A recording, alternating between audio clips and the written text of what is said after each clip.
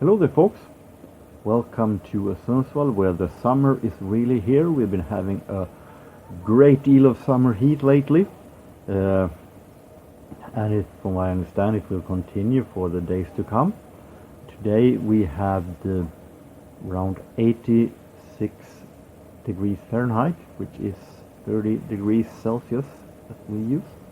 And I would assume that the rest of Sweden also have great summer heat also. So it's really warm, and it's nice to sit at the balcony at evenings and relax and maybe do some videos. I've been thinking of doing a new mini-series called 14 versus 47. And why this title? Well, it's based on something that I've shown before. These chart books that I did when I was younger. I did different kind of charts as best female artist, best jazz artist, best songs from Pet Shop Boys, and best German artist, best guitarist, and so on and so on. And I thought it would be interesting to redo these charts now and see how my tastes have changed, as I think it's a little fascinating to check out how one's taste changes from when I was younger until today. So I thought, why not make them in front of the camera also? So that's why it's called 14 versus 47. I was going 14 when I made these, and at lowest, and I'm 47 today. So it will be interesting to see. I can do some of these. Some of these I would be. Some of you may not have a clue. I mean, 10 German artists. Many of you have no clue of these artists. And 10 best songs from Swedish songs from 1988. You would not know who half of these artists are, at least. But best female artist, male artist, jazz pianist, guitarist, Pet Shop Boys, and so on. Those I can redo and compare to how I think today. So today I'm not going to do a real chart, but still is something I did back in 1988. It is a list of best jazz musicians in various kind of instruments. So this is how it looked like back then.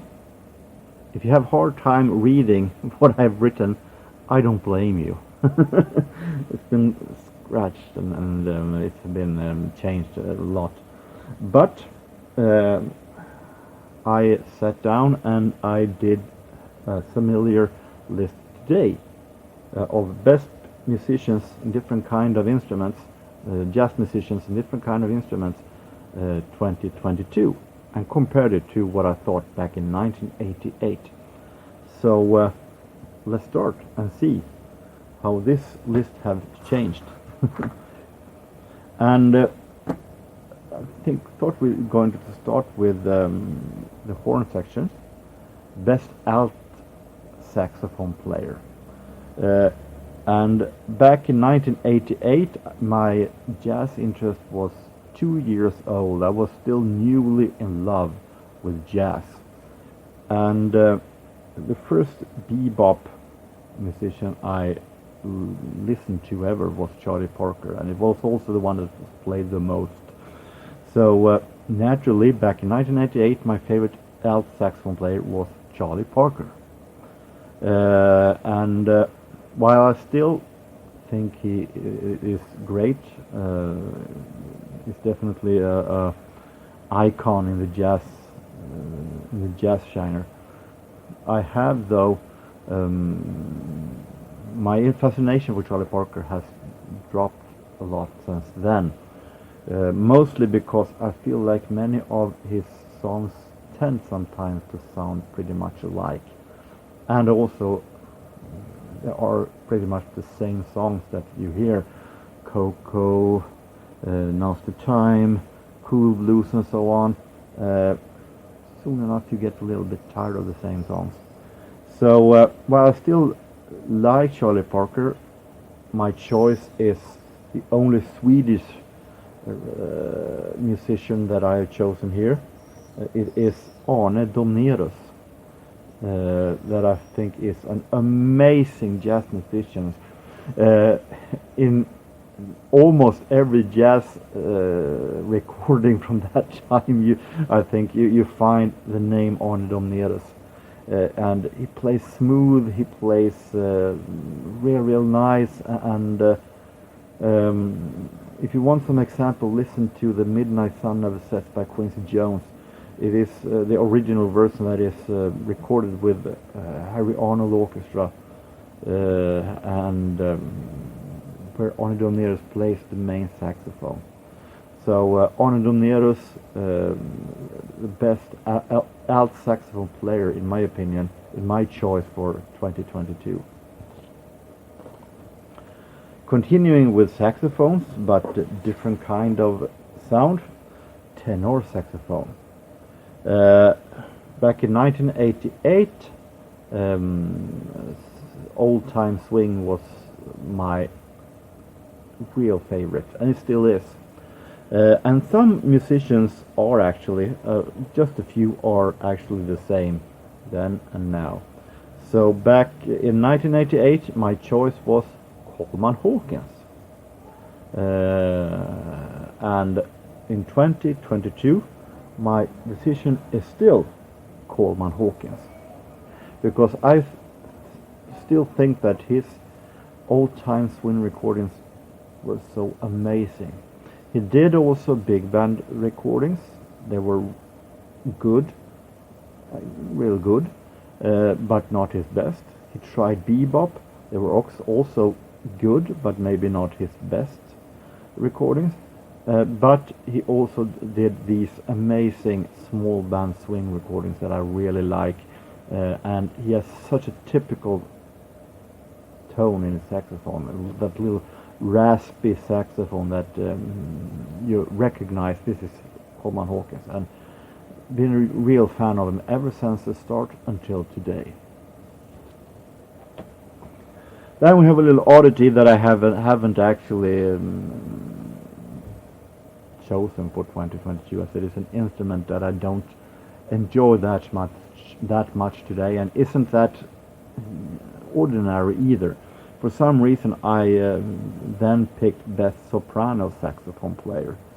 The winner then was Sidney Bechet, but at the time I also had nothing against Dixieland, which I today think is, I can see it live, but I'm no huge fan of Dixieland jazz.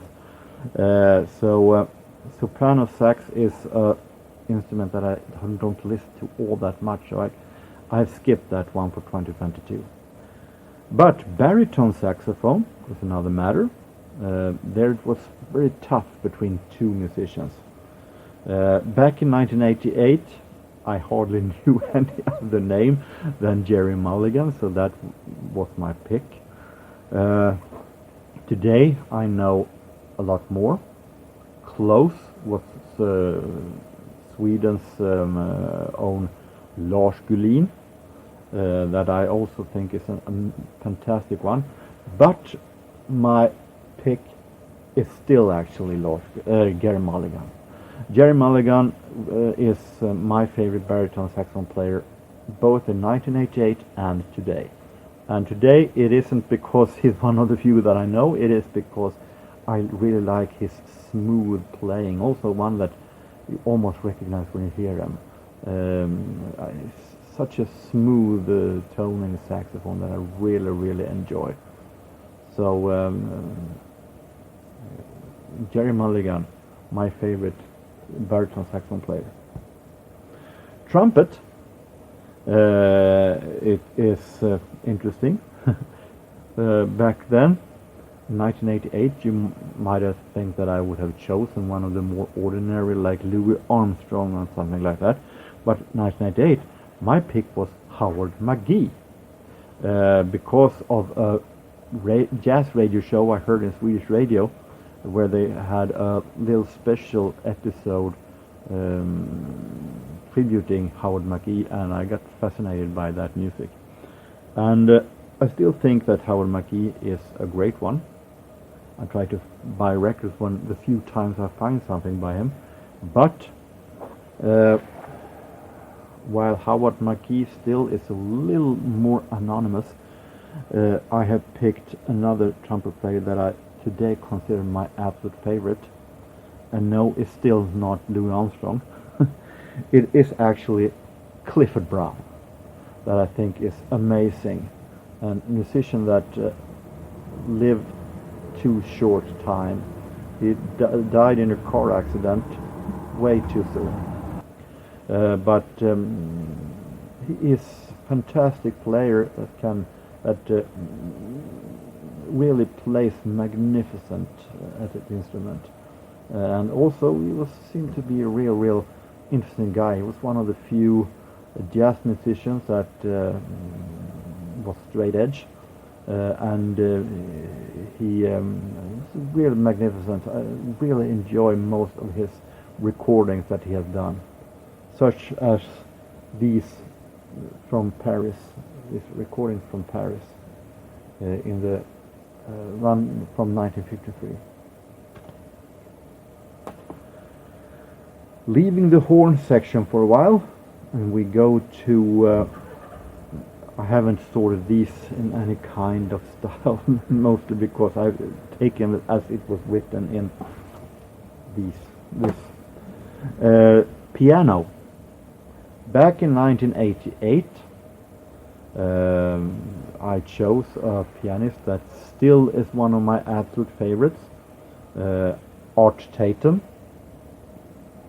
I still think he is magnificent as he flies over the piano, and he's a fantastic player. Though there have been a couple of others that have been stepping up a bit higher, but it was pretty close to having the same. But Oscar Peterson, you might also say, that is extremely close of winning. But I said it before, my favorite pianist is still Lennie Tristano, and I'm very surprised that I didn't pick him back then, because he was the first old-time jazz musician that I listened to, the one who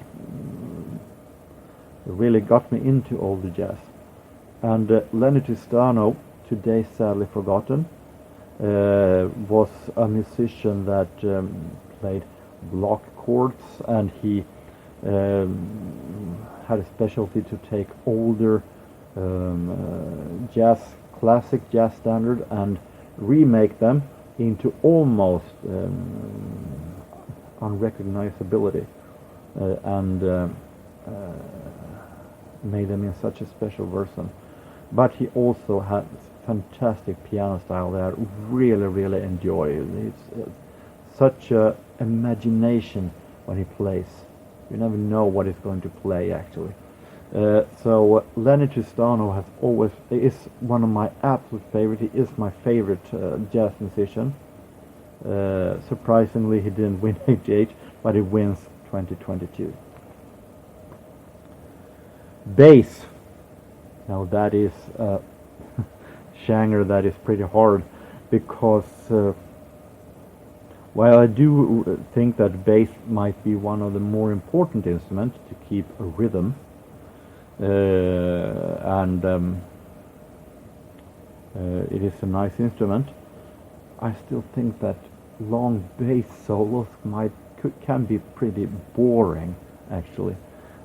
So it's hard to pick a favorite bass player. Back then I picked Slan Stewart. I still think that Slan Stewart is a great one, but the problem is that what I thought back then was very fun, that he sings. He is humming to when he plays bass with the bass fiddle, and he's humming to it. It was pretty. I was really fascinated by it back then. But I have gotten so tired of it today. He does it in each and every recording he does, and I feel like Not again. I know that now. And he plays on up on millions recordings that I have. So maybe I gotten a little bit tired of Slam Stewart, even though I still is a classic swing, old-time swing bass player. But I picked, in this case, someone who does really great stuff for his master, I was going to say, but his the one he plays for. And I'm talking about, but here he is, Oscar Peterson. Oscar Peterson played bass for many years. No, I'm just kidding. I mean, of course, Ray Brown. Ray Brown, who was the bass player in many of Oscar Peterson's trio recordings, along with drummer Ed Thigpen.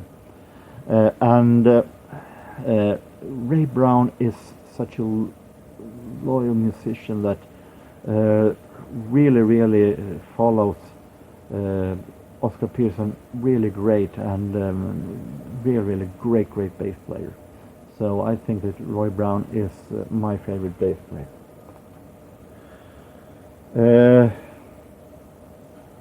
Next is a musician that I can't show. I don't have him on any record. But I picked him because he is a real fantastic one. We're coming to drums. And also long drum solos can be real fascinating, but it can also be too noisy and also too boring at times. But drums, of course, is a very important part for the jazz rhythm section. And my favorite then was Kenny Clarke, and why I still think that Kenny Clarke is a great drum player. I today have realized that is one that I think is magnificent, but I don't have any records with him yet, or records where he plays on, and that is Duffy Jackson. Now that is a name that many of you ask, who is that? Duffy Jackson is the son of legendary bass player Chubby Jackson, and I discovered him on concerts, newer concerts with the Count Basie band, concerts that were made. Some of the last were Count Basie did, but also most of all that were made with band after Count Basie died. And Duffy Jackson, what is so special with him? Well, if you look at him, he looks like account manager or office guy who looks pretty boring, a little chubby, and very thin with hair, and glasses, and he looks like a little boring man. But when he goes behind the drums and he plays, and especially when he plays in a solo, he's a maniac. He waves and he looks like he is in a total different world. He looks like he has taken a drug or something, but he plays so fantastic and energetic. He doesn't miss, and he doesn't do it fuzzy or something like that. He does it fantastic, and he has a charisma that is fantastic when he plays. So it's interesting to see that transformation from almost a boring looking guy to a totally maniac behind the drums.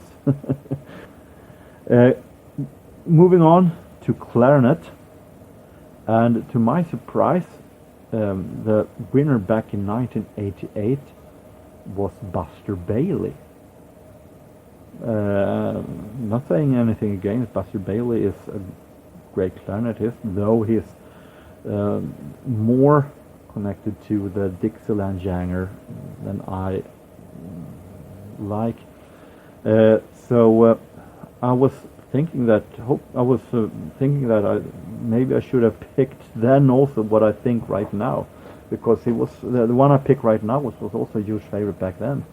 But today it's natural that I pick Benny Goodman, because though Benny Goodman, and you see here it's Charlie Christian, Will I come back to him later? Time will tell. Benny Goodman, though he was described as a tyrant as a person, he was a genius at his instrument. He was a fantastic clarinetist and a master in his instrument that you never knew how he was going to play. He could play classical music, he could play bebop in the few recordings that he did with that genre, and he also did big band, of course, and small band. And he, I never heard anyone fly over the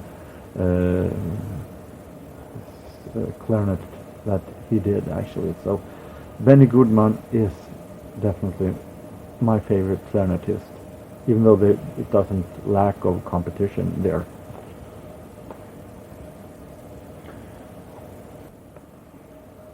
Continuing with another instrument that was very important for Benny Goodman, we take vibraphone. And back in 1988, my choice was red Norvo. Not a bad choice. When he plays vibraphone, he's really, really great. The problem is that he also has times when he plays the xylophone. I think the instrument is called that in English as well. And I'm not too thrilled about that. It sounds a little too much of Hawaii music when he plays of that. So I prefer when he plays vibraphone, which he doesn't do all the time, depending on the age of the recording. So today I pick the maybe even more natural choice, Lionel Hampton. And Lionel Hampton feels more natural still than red Norvo, because he is more of a master on his instrument, and he almost flies with the sticks over the instrument when he plays, and he can play in styles that very few can. So I really like Lionel Hampton as a musician, and especially when I find these with small band recordings.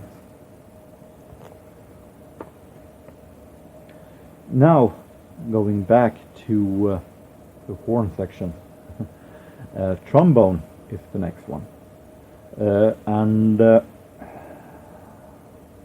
I will not pretend that I'm any kind of expert in playing styles and so on, as I don't play an instrument myself. I go only as a music fan.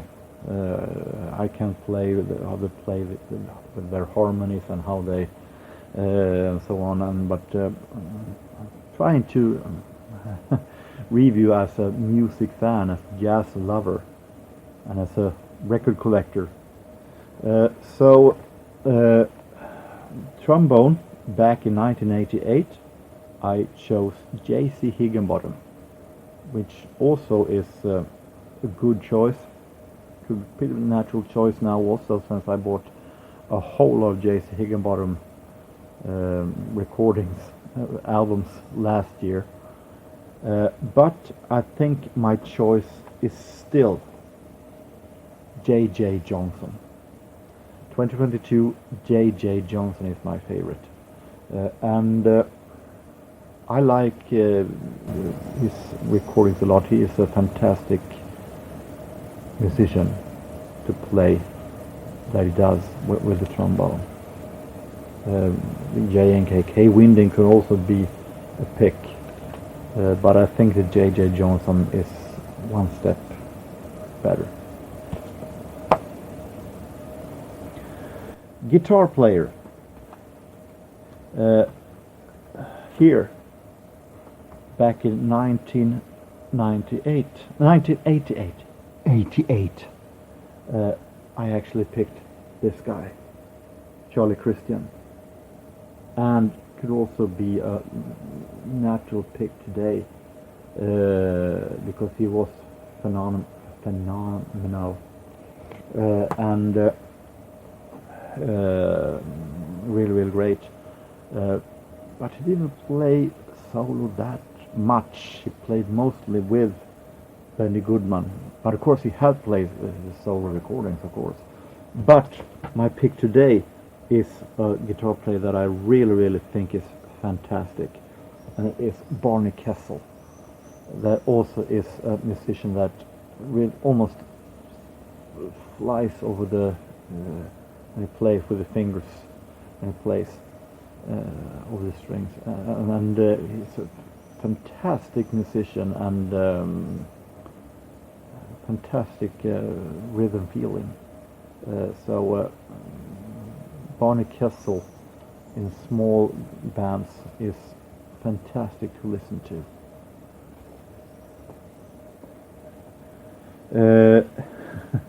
Then we're coming to one of my favorites for favorite instruments of today, Hammond organ. Back in 1988, I listened more to, or should I say, almost only to easy listening Hammonds. I don't know why I choose this one as my favorite back then. I picked Swedish Hammond player Arvid Sundin, based on the only Hammond cassette that I had back then that had some recordings with Arvid Sundin. Back then I hadn't noticed Hammond organ all that much in jazz music. So today, when Hammond have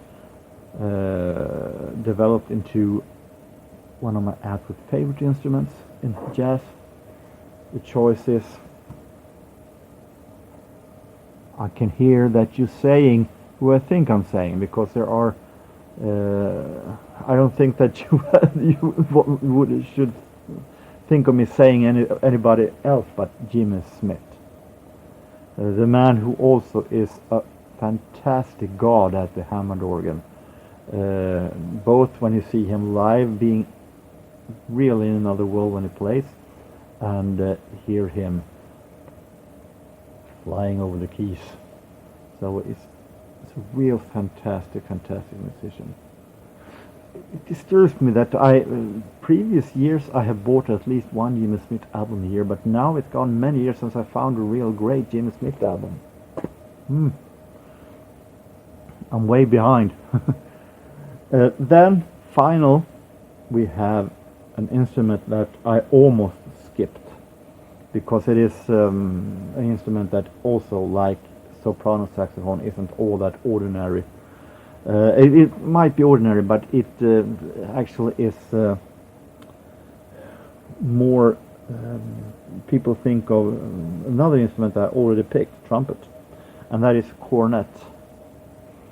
And for some reason I picked best cornet player, but cornet then was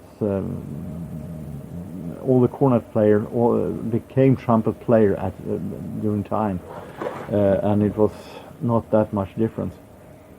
Then I picked Bix Beiderbecke. I think that also was one of the few that I knew on that instrument, and it's still one of the few that I knew, but I feel like, yes, Bix still does it. So Bix Beiderbecke at cornet, but he also played trumpet. So, but I pick him still, even though this is a instrument that I could have skipped. Actually, it's not all that ordinary in many jazz recordings. So that is how my jazz interests have changed. It may not have changed all that much in jazz style, but musically, in instrument and musicians, it has changed a bit. I've learned a whole lot more through the years about jazz musicians, and which jazz musicians that they are on different kind of instruments, and I've learned, I've listened, and so on. So it's very interesting to see how things develop in life. So, going to do more of these 14 versus 47 later on. I don't know if it will be next, but let's see what happens. So until next time, I hope that every one of you have a real nice time in the summer.